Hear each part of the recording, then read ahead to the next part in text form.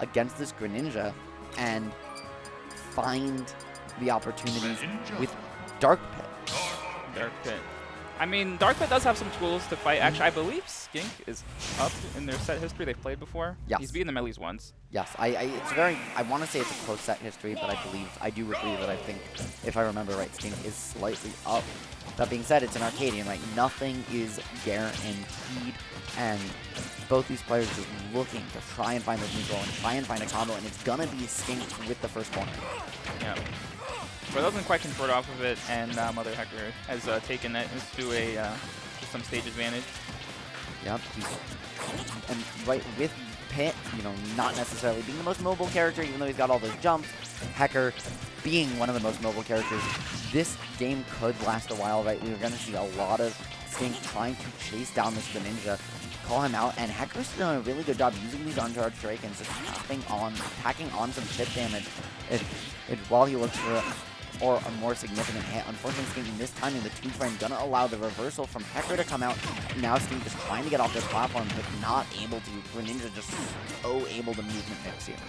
Absolutely, and you're right, because when MotherHecker fights these low mobility characters, while Rennie's a player that does tend to make like really aggressive plays, he's more than down to just camp and just wait out the clock if he knows he can just maneuver around your character really easily. And Pit definitely falls into that category, especially because Greninja kind of has like a Marthitis in a sense, where he has really strong kill confirms, but he can also struggle to kill if you kind of fall out of that window and if they understand the DI. And I like the Dark Pit pick here from Skink rather than the normal Pit, right? The arrows are more maneuverable, but against a character like Greninja, your mobility is so high that it doesn't really matter, and so you're opting that for a little bit of a better, you know, a combo potential, right? Dark Pit's arrows kill. The side B also changes kills at a different angle. So, you know, there's certainly opportunities. Gonna air dodge out of the kill confirmed. Hecker not quite lining it up and getting one more opportunity, but this could still be anybody's first stock cafe. Yeah, really. He does keep the advantage state going pretty well. But like we said, I mean, he's out of that percent window now where like Greninja's traditional kill confirms really are that consistent. So it's just up to like a straight hit from either of these guys. And Pit, of course, famously is such an honest character to where like, for him to get kills, it's basically only straight hits or like the forward throw at the leg. Well, he's got some confirms, right? He's got like up tilt, up air. He's got down throw, up air at certain percent. But yeah, but like you said, I mean, so right, it's still honest, and down tilt, they're gonna close it out. Yeah. Sorry. I was just saying, like the down throw, like you said, it's a bit more of a DI trap than like a true confirm. And the up tilt, he actually can land that just because of how much MotherHecker tends to jump playing the character he does. Yep, and that was a great upbeat mix up there from Hecker to find his way back to stage. Opting to go down first, meaning his team went out for the edge guard. The water would have pushed him up, and he might have been able to find a reversal to boot. But that Nair not going to be safe on shield, allowing Skink to find this pressure, maybe close out the stock. But he's fishing with these back air reads, right? Trying to catch Hecker's approach. And this is the patience you were talking about before, right? Hecker just playing just right outside, letting Skink push these preemptive buttons and calling him out, but eventually that back air is going to find its mark. Yeah, definitely. So he tries to balance out the movement, but sometimes he did overextend there. Absolutely looking for the grab, not going to find it by the Hecker just opting to reset to neutral, but going to get caught in the blender of that Nair.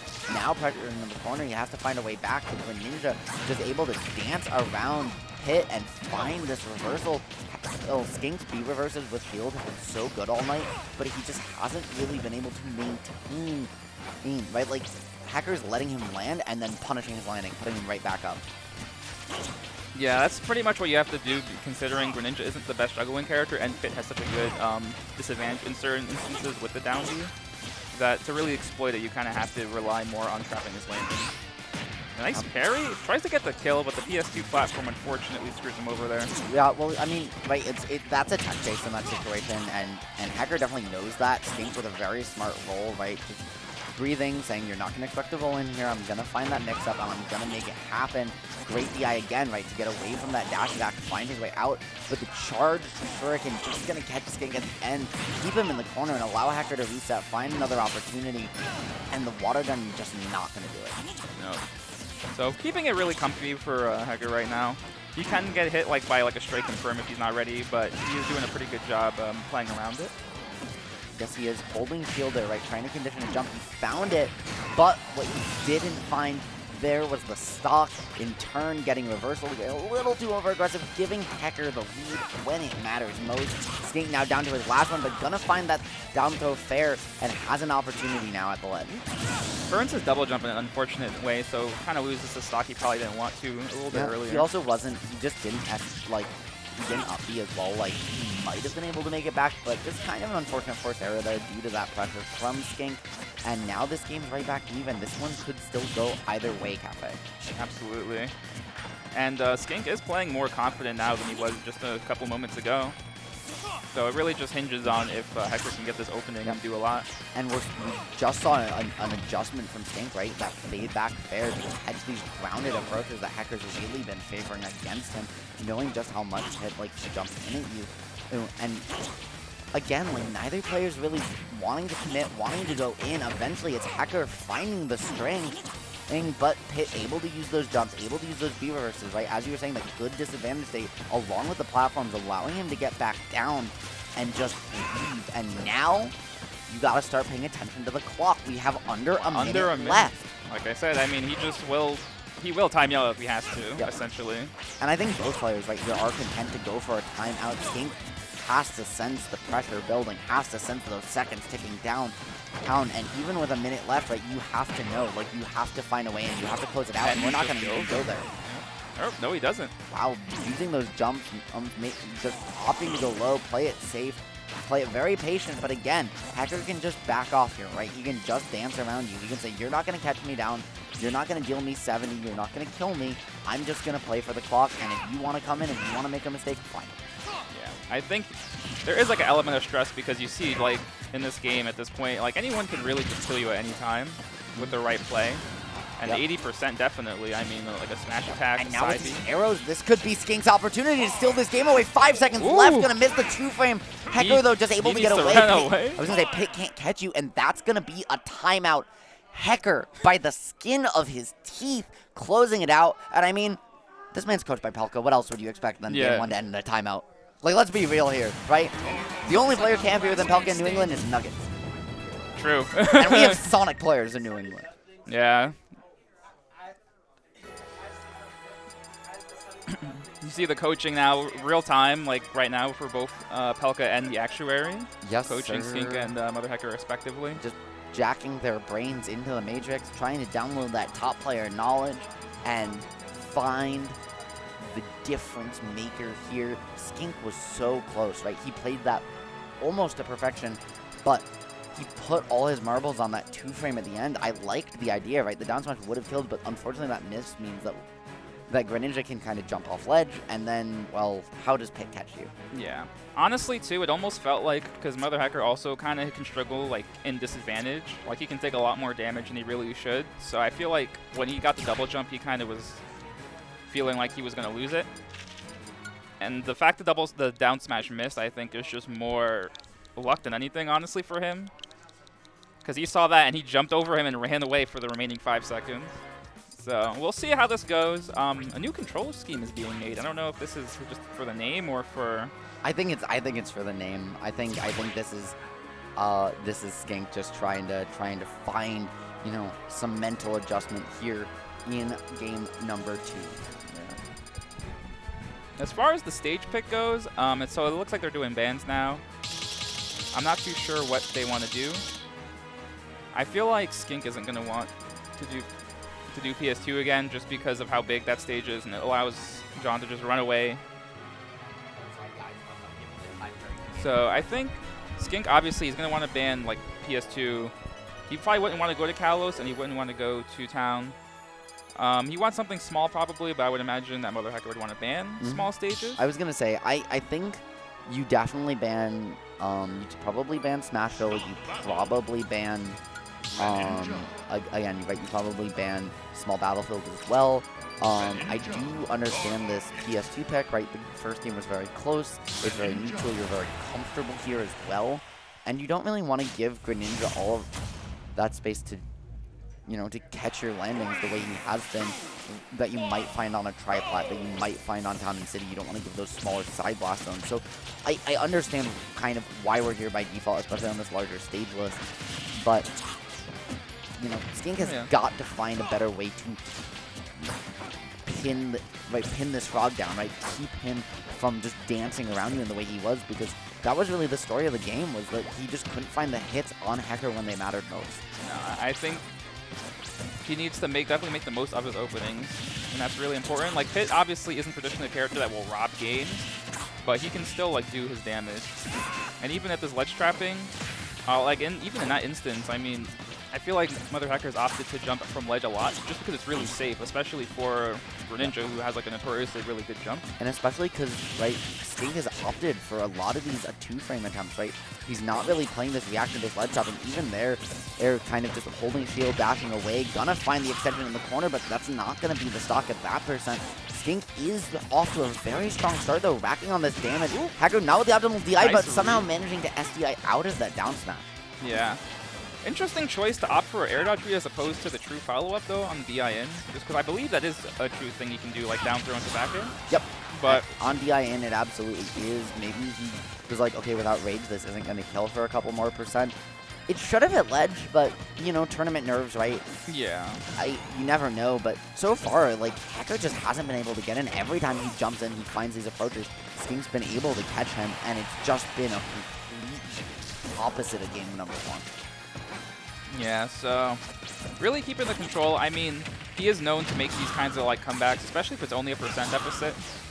Yep, looking for the down tilt up air, not gonna find it. Right, Greninja able to just kind of jump away from that one, and now like this is where Hecker can kind of find his way back in. And you get Pit above you, you just don't let him land, and it's hard for Pit to pin you down. Once you win neutral, right, you can keep that advantage state going, but once they reset, it's just so hard to catch this frog again. And Hecker at 178, he is stretching this stock for a while. Yeah. Not just percent-wise, but also, we don't have any stocks taken. This match has been going for over 2 minutes. Very slow pace from both these players right now, but MotherHecker will take the first stock with a nice edge guard After and all that, back. I was going to say, after all that, it was Hecker to take the first stock, but Skink saying, okay, well, listen, enough's enough. Yeah. Enough's enough. I'm going to catch you eventually. There it is, finds it, but this time that roll in, Hecker gonna be ready the second time for that tech chase up smash, and Skink just needing to find a get off me tool, but how do you catch this frog, right? Hecker is starting to play so much more patient. He started slowly, but he's really woken up here, and now Skink is just having that same issue from game 1. He's not able to find these significant hits. Yeah, I think that's definitely right. This does look like a pretty difficult match right now for Skink to really like close things out, assuming things keep going as they are.